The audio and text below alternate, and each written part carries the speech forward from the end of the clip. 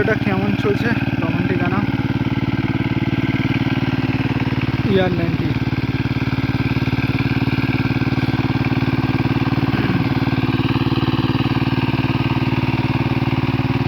এখন আমাদের এখানে ড্রাইভারের থেকে গাড়ির সংখ্যা বেশি। একজন ড্রাইভার দুটো করে গাড়ি চালাচ্ছে। এগাটা চলছে আর একটা ডিআই গাড়ি, ওটার বলছে ওটা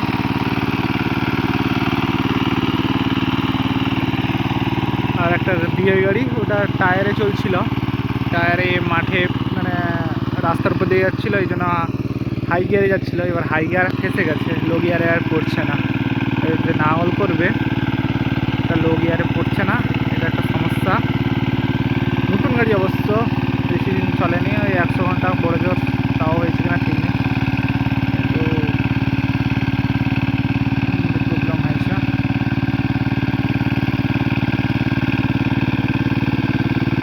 দেখা যাক ওই গাড়িটা যাবো, এইটা নাঙলটা শেষ হয়ে গেলে ওই গাড়িটার পাশে যাবো।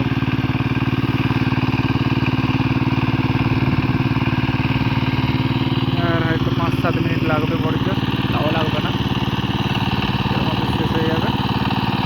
এইটুকু জমি বাকি আছে।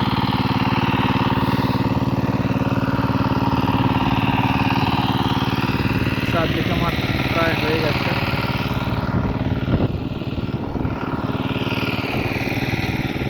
ওইটা একটু বাকি আছে, বাকিগুলো প্রায় কমপ্লিট।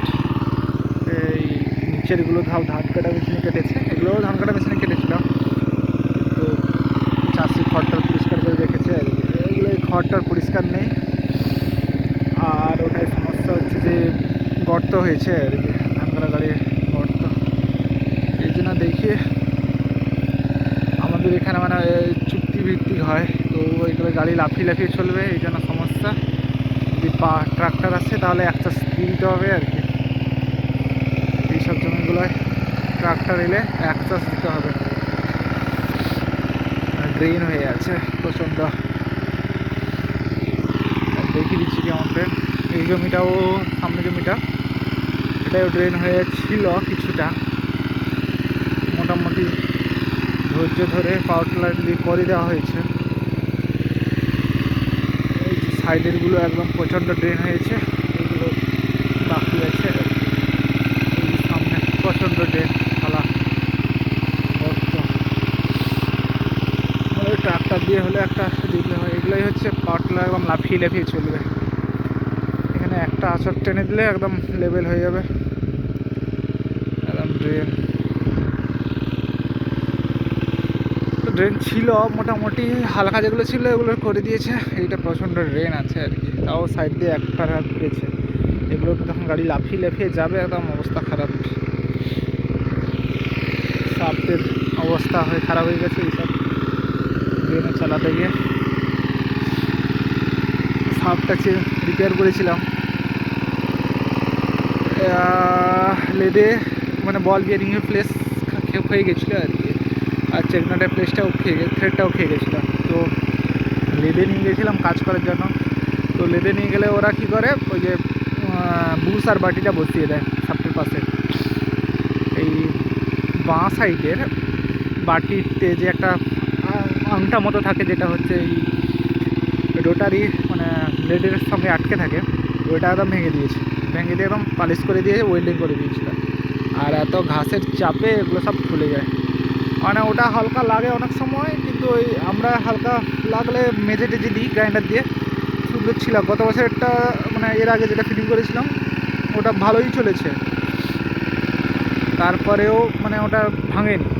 দিয়ে লেদে নিয়ে গেছিলাম, মোস্তাদি দেখে ভেঙে দিয়েছে।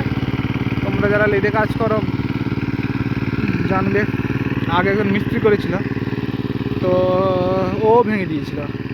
তারপরে ওটাও তাড়াতাড়ি খেয়ে গেছিলো, এই জন্য তারপরে আমি নিজে ফিট করেছিলাম, বাটটা হালকা লাগছিলো, সেটা মেজে দিয়ে বসিয়েছিলাম, সুন্দর, কোনো অসুবিধা হয়নি, সেটা অনেক দিন চলেছে।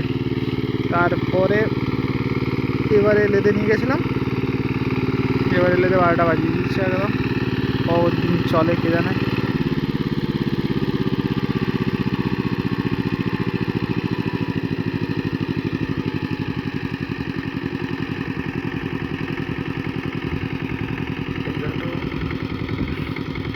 এটা একদম জাম হয়ে গেছিল খালটা।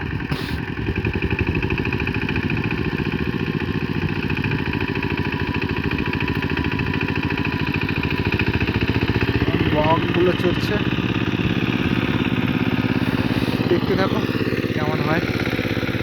এগুলো মোটামুটি প্রায় শেষ হয়ে গেছে। আমি এখন দাঁড়িয়ে আছি ওই ডিআই গাড়িটার পাশে।